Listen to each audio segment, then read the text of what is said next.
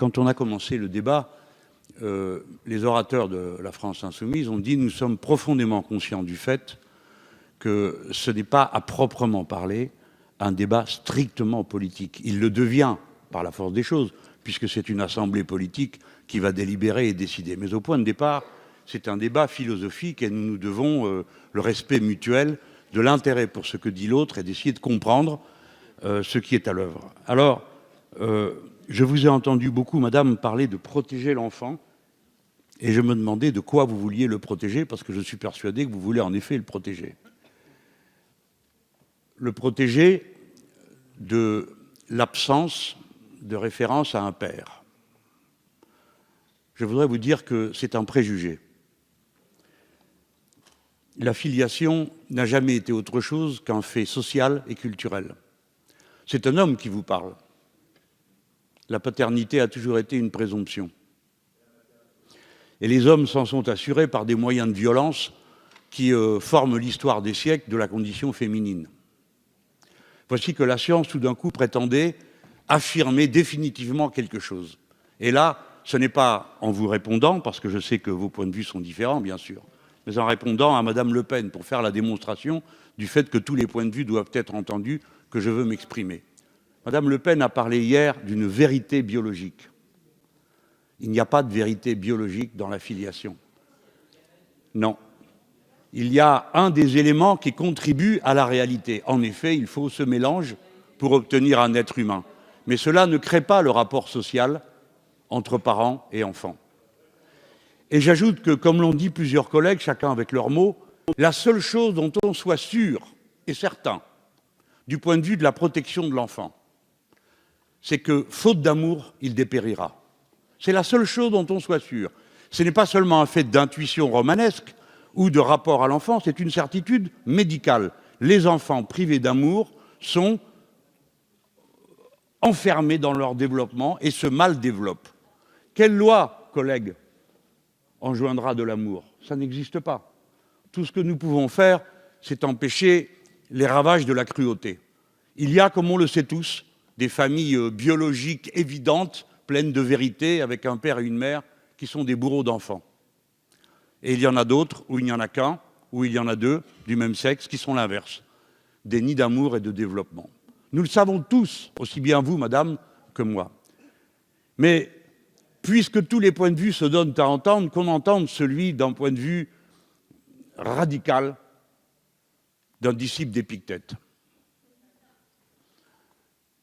Quand l'humanisme naît, contrairement à ce que racontent certains faquins du transhumanisme, l'idée n'est pas de dépasser la limite physique de l'humain. C'est pas du tout ça.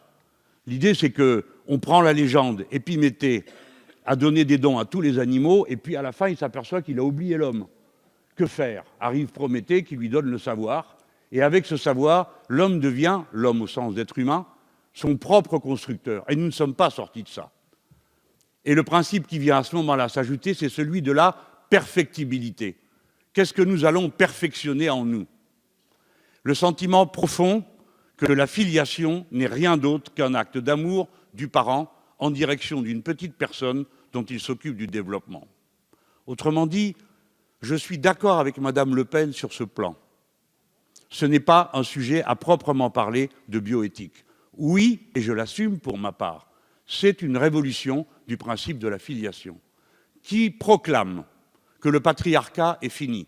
Autrement dit, que la propriété des hommes sur le corps des femmes ou sur celui de leurs enfants, qui a, comme je l'ai dit, prévalu pendant des millénaires, et on rappellera qu'à Rome, le père de famille avait droit de vie et de mort sur sa femme et sur ses enfants, que ce temps-là est terminé, que ce qui est vrai, ce n'est pas ce qui procède du biologique, mais ce qui procède du social et du culturel, c'est-à-dire ce dont nous sommes capables de prendre la charge et d'en délibérer collectivement. C'est donc un grand moment de progrès de la raison humaine auquel nous sommes invités par ce débat. Que la filiation soit un fait culturel et social nous libère de l'entrave d'après laquelle il y aurait une vérité biologique. Madame Le Pen a dit que c'était une question angoissante. Qui suis-je? Ah bon? Je lui réponds en total respect de ce qu'elle pense, parce qu'elle est très cohérente. Je n'ai pas le résultat d'une histoire antérieure. Je suis fasciné du fait que quelqu'un pense que la réalité d'un être précède son existence. Autrement dit, qu'elle soit dans l'identité de son père et de sa mère. La réalité d'un être suivra toujours son existence. Le processus de construction du jeune être humain est un processus de culture cumulative. Point final. Qui suis-je n'a pas de réponse dans le passé. Épictète, l'humanisme proclame qui suis-je, la réponse est dans le futur, dans ce que je ferai, dans mes œuvres, dans ma contribution au bonheur des autres, au travail commun, à ce qui améliorera l'humanité. C'est un... Collègues, ne protestez pas, j'admets que ce soit un préjugé. Collègues, j'admets que ce soit un préjugé, puisque je pense que, avec toute la qualité de son expression, notre collègue Genevard aussi exprime un préjugé.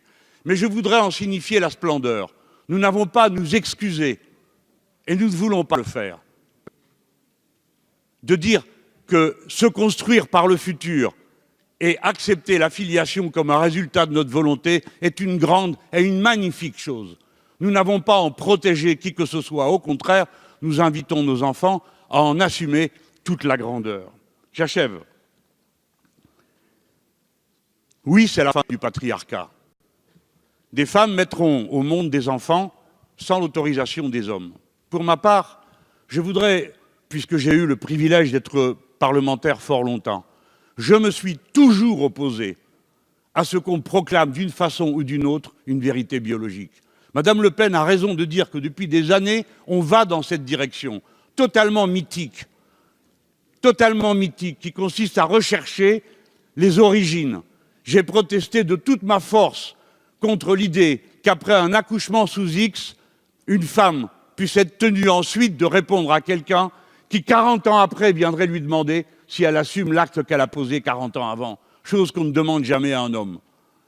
Pour la première fois, vous prétendez, je suis au regret de vous le dire, l'établir pour les hommes. Je suis contre. Il n'y a pas de vérité biologique. Il n'y a qu'une vérité, elle est sociale et culturelle, et c'est Pic de la Mirandole qui a raison. C'est ça qui fonde l'humanité et sa perfectibilité. Merci, cher collègue.